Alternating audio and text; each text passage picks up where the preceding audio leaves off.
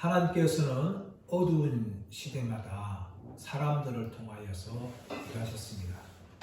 시대마다 믿음의 사람들을 두시고 그들을 통해서 새로운 시대를 하나님께서 열어가셨습니다. 이것을 신학적으로는 남은 자 사상이라고 말합니다. 어두운 시대가 있지만 하나님께서는 그 시대마다 하나님의 사람들을 두시고 그들을 통해서 일해왔다는 것을 우리가 성경을 읽을 때마다 확인할 수가 있습니다. 우리가 수요일마다 말씀을 나누고 있는 창세기에서도 노아는 노아 당시에 남은 자였습니다. 온 세상이 부패하고 죄로 가득하여서 하나님께서 한탄하시고 근심하였습니다. 그리고 하나님께서 홍수로 온 세상을 심판하셨습니다. 그러나 하나님께서는 노아와 그 가족들을 방주에 태우시고 방주에서 나와서 새로운 시대를 하나님께서 열어가셨습니다. 아합 왕 때에 이스라엘 온 백성은 바알 숭배로 가득 찼습니다. 그때 엘리야가 한탄합니다. 하나님 온 세상에 나만 남았습니다. 그러나 하나님께서 말씀하십니다. 엘리야야 엘리야야 아니다. 지금도 내가 바알에게 무릎 꿇지 않은 7,000명을 남겨두었다. 하나님께서 그렇게 말씀하셨습니다. 그 7,000명은 바알을 숭배하던 그 아합의 시대에 하나님께서 남겨두신 자들이었습니다. 이스라엘 백성들이 멸망하여서 포로로 잡혀갔습니다. 그러나 하나님께서는 다니엘과 세 친구와 같은 남은 자들을 두셨습니다. 또 포로에서 돌아올 때 스룹바벨과 에스라와 느헤미야 같은 사람을 통해서 일하셨고 또 학개와 스가랴를 통해서 이스라엘 백성들을 깨우시는 말씀을 전하게 하셨습니다. 이것이 하나님께서 시대마다 비록 그 시대가 어떻다 할지라도 하나님의 사람들을 통하여서 일하시는 모습입니다. 요즘 우리나라를 보면서 참 걱정하지 않을 수가 없습니다. 정치는 여전히 혼란스럽고 경제는 너무나 어둡습니다.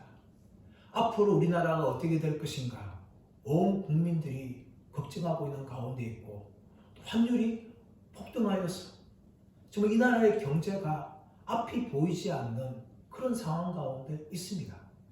그러나 여러분 이 나라에 많은 문제들이 있지만 우리가 중요하게 봐야 될 것은 무엇인가 하면 이 나라의 도덕성입니다. 정치가 혼란스럽고 경제가 어떻다 할지라도 여러분 그것 때문에 하나님의 심판 받지 않습니다. 하나님의 심판은 바로 우리나라의 도덕성이 있습니다.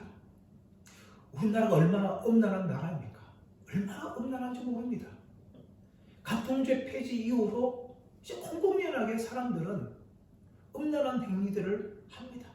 또 동성애가 서서히 늘어나고 있습니다. 1980년도에 미국 사회가 굉장히 음란했습니다.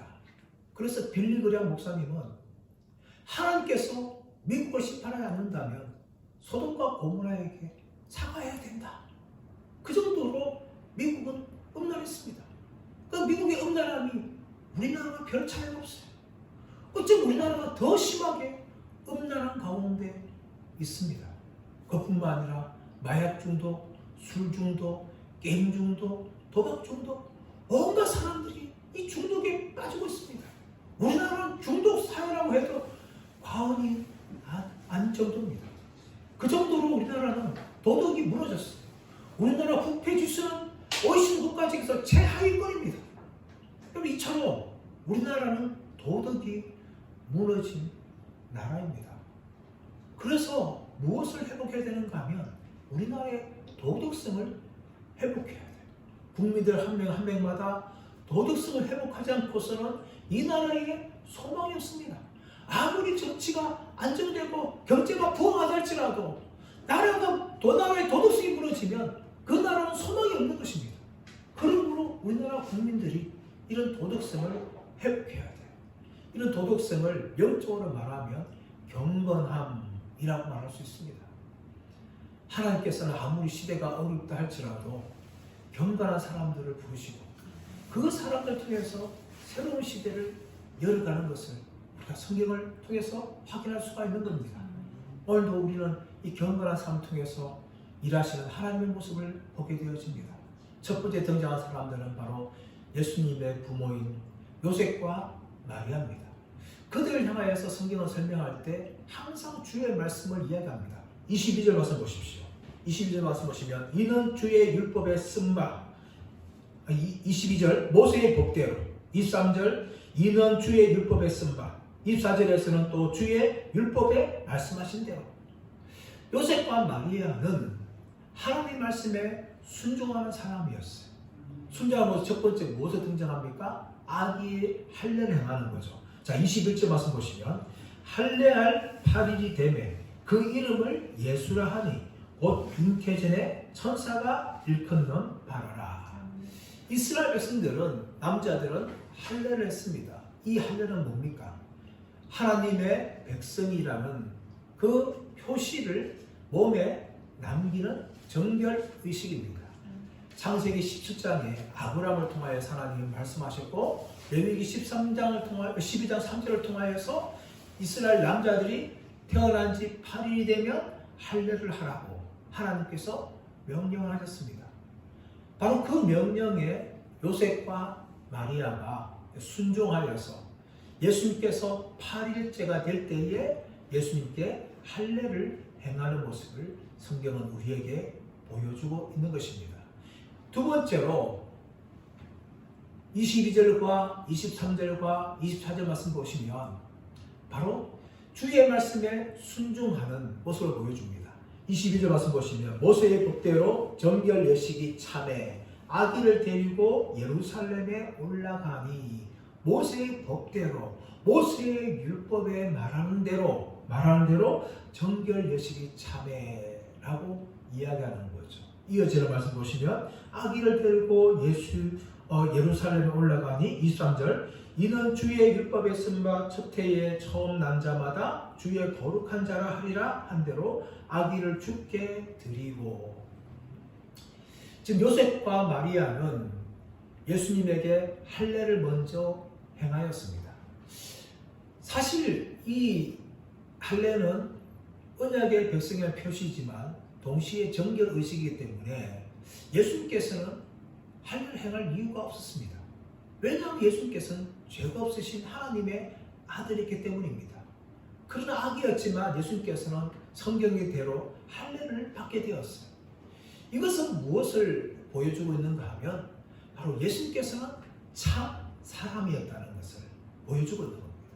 예수님께서 우리와 똑같은 사람으로 이 땅에 오셨다는 것을 성경은 보여주는 것이고, 동시에 예수님께서 율법의 아래 있는 자들을 위하여서 오셨다는 것을 이야기합니다. 갈라디아서 4장 4절 5절 말씀 보시면 때가 참에 하나님이 그 아들을 여자에게서 나게 하시고 율법 아래 나게 하신 것은 율법 아래 있는 자들을 속량하시고 우리로 아들의 명분을 얻게 하려 하심이라.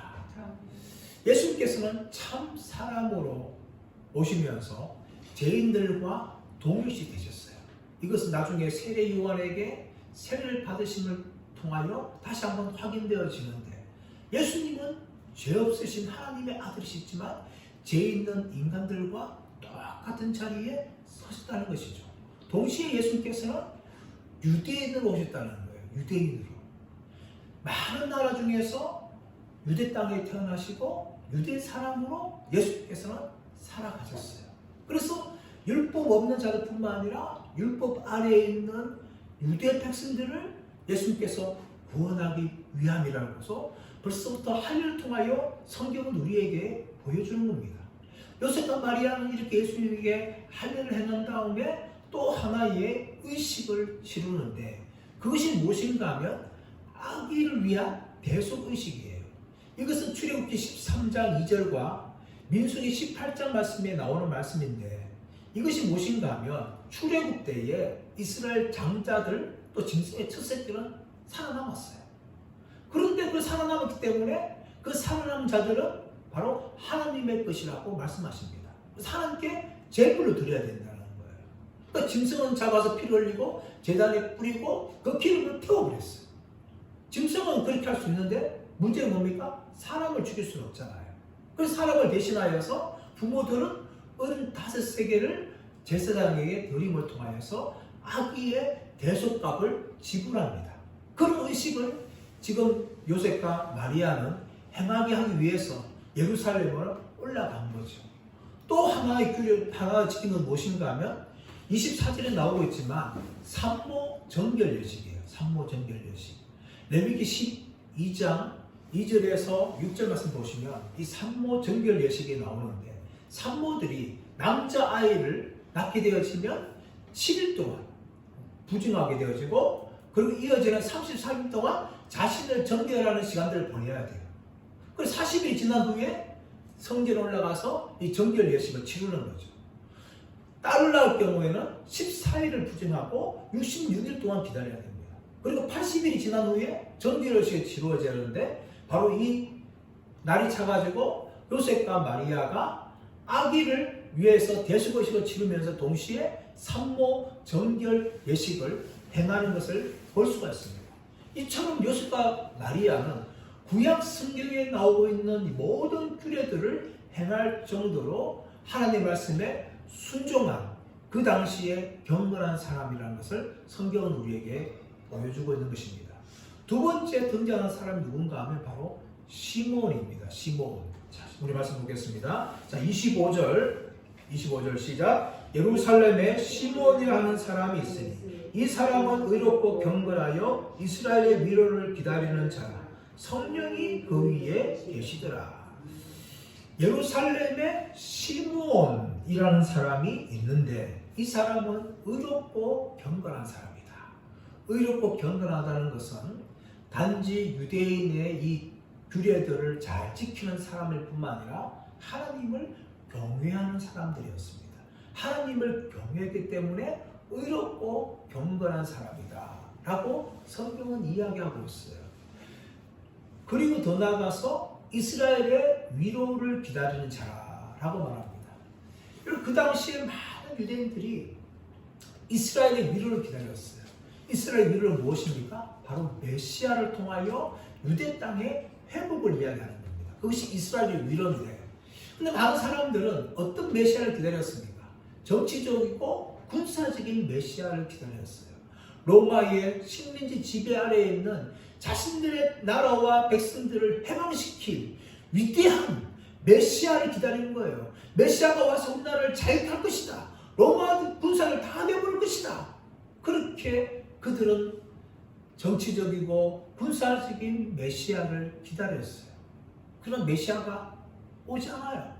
그래서 이 사람들은 세 부류로 나눠지는데 어떻게 되는가? 한 부류는 정치적으로 타협을 합니다. 로마와 타협을 해서 그렇게 로마 안에서 그렇게 그들은 살아가는 거죠. 현실적인 타협을 하면서 자신들의 배를 불리가면서 기득권층을 형성합니다. 또 하나의 부류는 아예 칼과 창으로 무장해서 게릴라 전투를 통하여서 로마 병사들과 싸워서 무력으로 자신들 나라를 해방시키려 하는 사람들이 나타났습니다. 그 사람들이 바로 열심당원들이죠. 또 한 부류는 무엇인가 하면 이 사람들은 은둔파예요. 이 나라는 뭐 소망이 없다 하면서 광야를 데려가서 자기들만의 공동체를 형성하면서 은둔 생활을 하는 hun남 공동체들이 형성되어졌어요. 이렇게 그 당시에 많은 사람들이 정치적이고 군사적인 메시아를 기다리면서 소망을 이뤘습니다. 하지만 시므온은 그런 메시아를 기다린 사람이 아니었습니다.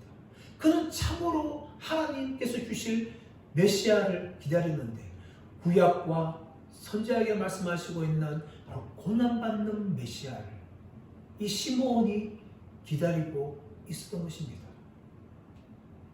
성경은 이런 사람 이 시므온이 얼마나 의롭고 경건했는지에 대해서 계속해서 말씀하고 있는데, 자 25절 하반기 말씀 보시면 성령이 그 위에 계시더라. 성령이 그 위에 계시더라. 성령이 시므온 위에 계시더라 라고 이야기하고 있는 거죠. 한글 성경은 그냥 계시더라라고 이야기했지만 좀 더 정확하게 이야기하면 성령이 시므온 위에 계속 계셨다라는 의미입니다.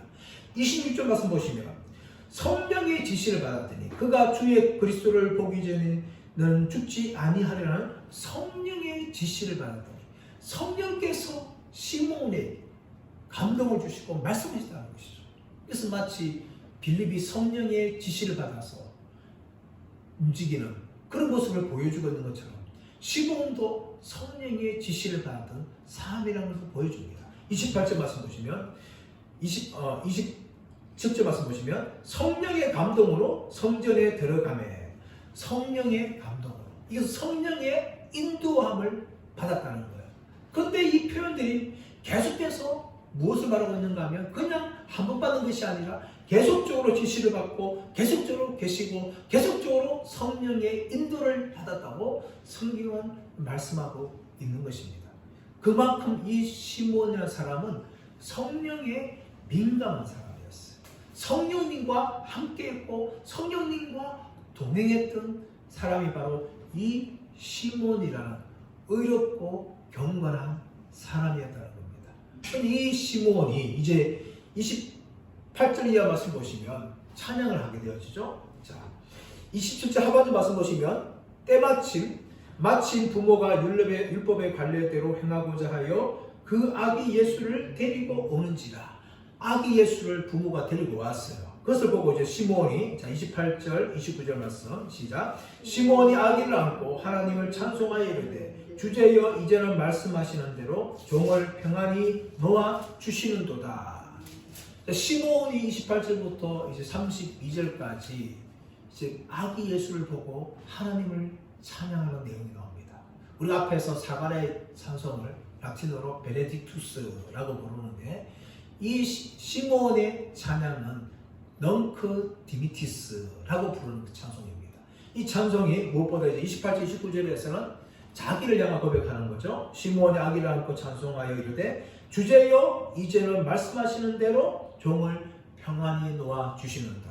왜 시몬이 이제는 종을 평안히 놓아 주신다 이렇게 말씀합니다. 이제는 자기가 죽을 때 됐다는 거예요. 왜 그렇습니까? 우리가 26절 보았듯이 그가 주의 그리스도를 보기 전에는 죽지 아니하라는 성령의 지시를 지금까지 받아온 거예요.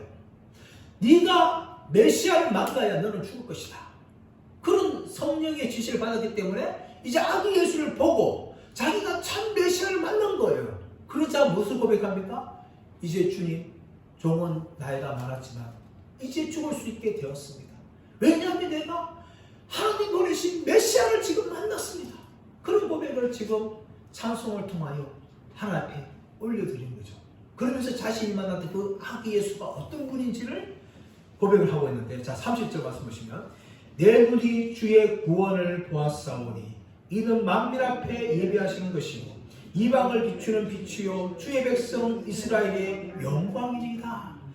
아기 예수를 보고 난 후에 뭡니까? 내 눈이 주의 구원을 보았습니다. 주의 구원을 보았어.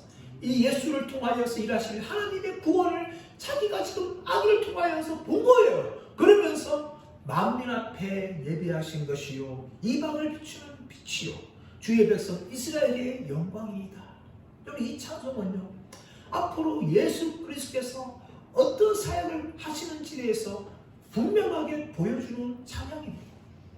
예수님께서는 유대인의 왕으로 이 땅에 오셨지만 만민을 위해서 예비하신 분이시며 이방을 비추는 빛이라고 말하고 있습니다. 구약성경에서 특히 이사야는 바로 메시아를 향하여서 이방의 빛이라고 설명합니다. 이방의 빛. 예수님은 유대 땅에 오셨지만 유대인의 왕으로 오셨지만 단지 유대인의 왕이 아니라 온 세상의 왕이라고 지금 성경은 선포하고 있는 거예요. 온 열방을 향한 구원자임을 고백하면서 이는 주의 백성 이스라엘의 영광입니다 라고 고백합니다. 왜 이스라엘의 영광이 됩니까? 바로 메시아가 유대인으로 오셨기 때문이에요.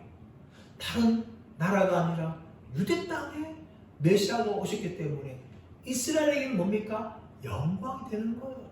그래서 시몬은 예수님을 향하여서 내가 주의 구원을 보았사오니 이는 만민 앞에 예비하신 것이요 이방의 빛이요 주의 백성 이스라엘의 영광입니다. 그렇게 시몬이 하나님을 찬양을 한 겁니다. 이런 찬양을 들을 때 여러분, 부모 요셉과 마리아의 모습을 보십시오. 자, 33절 시작. 그의 부모가 그에 대한 말들을 놀랍게 여기더라. 그의 부모가 그에 대한 말들을 놀랍게 여기더라. 이 놀랍게 여기다가 2장 18절에 사람들의 반응이 나왔던 단어입니다. 에다오마우처. 이 말은 한편으로는 의심하면서 한편으로는 경외한다는 거예요. 지금 요셉과 마리아가 다른 사람들 반응처럼 지금 놀랍게 여겼다. 놀랍게 여겼다. 근데 여러분, 요셉과 마리아가 어떤 사람들입니까? 천사의 수태고지를 받은 사람들이 요셉과 마리아였습니다. 요셉에게는 이는 태어나면 바로 예수하라. 하나님 함께 하신다. 그 말씀을 듣는 사람이 요셉이었어요. 마리아도 동일하게 가브리엘을 통해서 아기 예수를 낳을 것이다. 그 고지를 받은 사람은 마리아였습니다. 그렇다면 그들의 반응이 뭡니까? 당연하게 하나님을 찬양하고 기뻐해야 되는데 오히려 목자들의 말을 들었던 다른 사람들처럼 놀랍게 여기는 모습을 보여주고 있는 거예요. 이런 모습은 어쩌면 참 황당하기도 합니다. 믿어야 되고 기뻐해야 되는데 놀랍게 여기는 모습을 보여주고 있는 거예요. 여러분, 이런 모습은요, 우리들에게도 늘 있는 모습입니다. 우리도 여러분 믿음 생활하면서 얼마나 하나님의 은혜를 많이 경험합니까? 그런데 그 은혜는 뭡니까? 쉽게 잊어버려요. 그래서 어려움이 닥치면 우리는 놀라는 거예요. 또 말씀을 듣지만, 말씀 듣고 은혜 받지만 또 다른 말씀을 들으면 또 놀라는 거죠. 이런 모습이 우리의 모습이에요. 그뿐만 아니라 엠마오로 가고 있는 두 제자처럼 참 우리의 믿음이 더디 믿습니다. 지금 요셉과 마리아는 예수님에 대해서 수태고지를 받은 사람들인데 예수님에 대해서 지금 더디게 반응하고 있는 거예요. 똑같은 모습을 보여주고 있는 겁니다. 우리도 참 믿음이 얼마나 큰지 몰라요. 하나님을 많이 경험했지만, 은혜를 많이 받았지만 우리의 믿음은 항상 제자리에 있는 것 같아요. 그것이 바로 우리의 모습입니다. 이런 요셉과 마리아의 모습은 결코 우리의 모습과 전혀 다르지 않습니다. 시몬의 찬양을 들으면서 함께 기뻐하고 하나님을 찬양해야 되는데 그들은 오히려 놀랍게 여기는 모습을 우리에게 보여주고 있는 것입니다.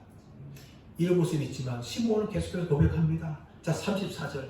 시몬이 그들에게 축복하고 그의 어머니 마리아에게 말하여 이르되 보라, 이는 이스라엘 중 많은 사람을 패하거나 흥하게 하며 이 비방을 받는 표적이 되기 위하여 세움을 받았고. 여러분, 아기 예수님이 이제 메시아 사역을 하면서 사람들은 두 가지 반응을 나타나는 거죠. 하나는 예수님께 나와서 예수를 믿는 사람들이 있고, 아니면 대부분 유대인들은 등을 돌리고 또 바리새인들과 서기관들은 예수님을 죽이려고 하는 거죠. 그래서 결국 뭡니까? 예수님을 십자가에 죽이는 그런 일들을 하는 거죠.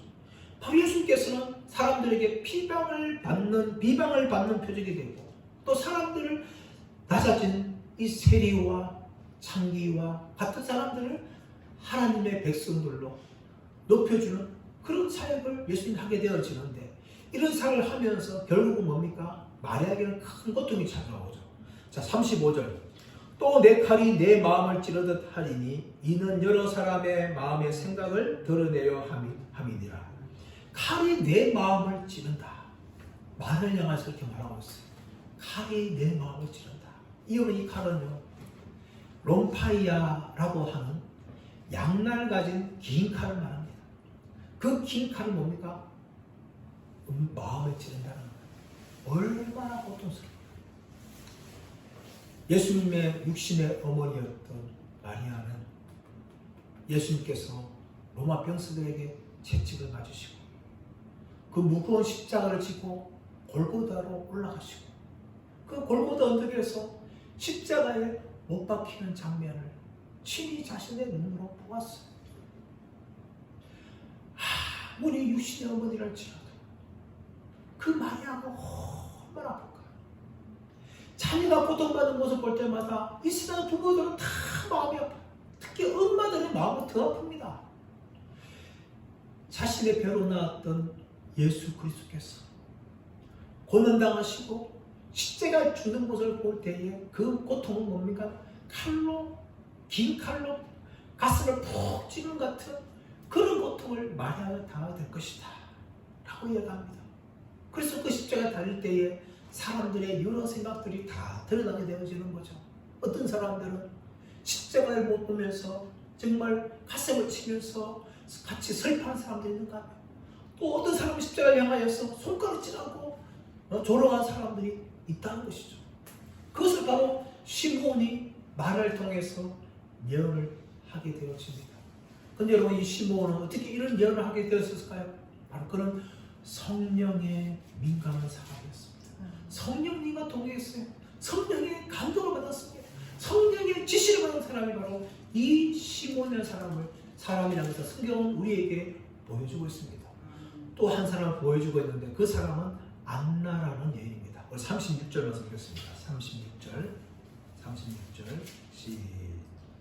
시작.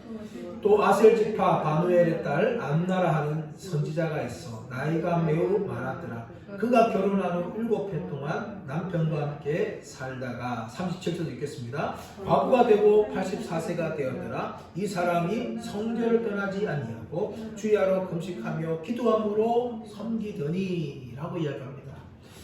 이 아셀 지파, 이 아셀 지파는요 북이스라엘 속했던 10개 지파 중에 하나입니다. 그래서 갈멜 땅에서 시읒 동과 두루 땅에 두로 지역에 이르는 그 땅을 할당받은 지파인데, 이 아수르에서 북이스라엘이 멸망할 때 포로로 잡혀나와서 이 지파가 다 사라졌어요. 그런데 일부 사람들이 이 유대인들과 합류하게 되어지고 다시 그 포로기 이후로 유대 땅에 돌아와서 살고 있던 걸 보게 되어집니다. 그 아셀 지파의 바누엘 땅, 이 바누엘은 것은 브니엘 같은 의미인데, 이 바누엘의 딸 안나라는 사람이 있는데, 이 안나에 대해서 무엇을 말하고 있는가 하면 나이가 매우 많았더라 이야기하면서 그가 선지자라고 이야기합니다. 선지자. 신약 성경에 보시면 특히 여선지자 활동들에 대해서 이름을 이야기하고 있지 않지만 언급을 하고 있어요. 그런데 오늘 말씀에 나오고 있는 이 안나는 여선자 중에서 유일하게 성경에 이름 기록된 사람이에요. 유일하게 기록된 사람인데, 이 여선지자가 그가 결혼한 후 7해 동안 남편과 함께 살다가 과부가 되어 84세가 되었더라라고 이야기합니다. 여러분, 이것은 이제 두 가지 해석이 가능한데 실제로 그대로 오늘 말씀 나오는 것처럼 84세라는 거예요. 84세. 결혼한 지 7년 동안 남편과 살았다가 남편이 죽고 지금 84세가 되었다.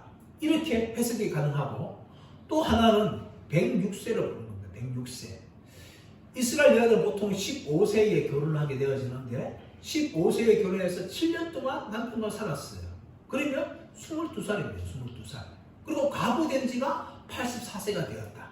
이렇게 해석하게 되어지면 총 나이를 합치면 106세가 되는 겁니다. 84세가 되든 106세가 되든 사실 그 당시 사람들의 수명에 의하면 굉장히 장수한 사람이에요. 그래서 성경은 나이가 매우 많았더라 그렇게 이야기하는 거죠. 근데 여러분, 그 당시에 과부라는 사람들은 정말 이스라엘 사회의 가장 밑바닥 인생이었어요. 남편이 없이 홀로 남은 여자가, 특히 나이가 많다면 경제적으로 매우 궁핍하고 가난했습니다. 그것이 바로 이 안나의 모습인데, 안나는 매우 가난했지만 그는 하나님과 동행했고 메시아를 기다리는 사람이라는 것을 우리가 알 수 있어요. 그 증거가 무엇입니까? 자, 37절 말씀 보시면 주야로 금식하며 기도함으로 섬기더니, 주야로 금식하며 기도함으로 섬기더니, 이 안나는 주야로 금식하며 기도했다는 거예요. 여러분, 금식을 주야로 하는 건 참 쉽지 않아요. 우리 보통 인간의 육체를 가지고 있기 때문에 먹고 싶은 거 굉장히 많습니다. 또 연세가 드셔도 여러분 입맛은 살아있어요.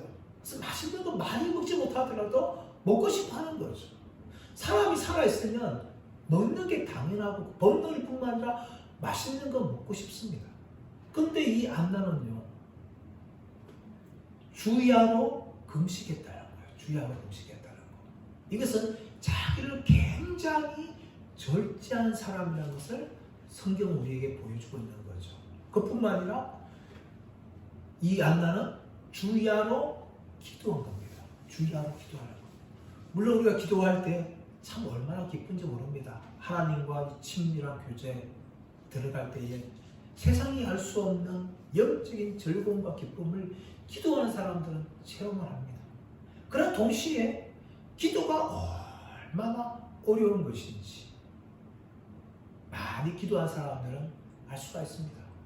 그래서 성경 많은 사람들이 기도를 무엇이 말하고 있는가 하면 영적인 노동이다. 영적인 노동이다. 기도는 쉽지 않아요. 하나님과 대화하는 거 참 쉽다 생각하는데 여러분 쉽지 않아요. 기도하다 보면 온갖 잡생각들이 얼마나 여러분 많이 떠오르는지 모릅니다.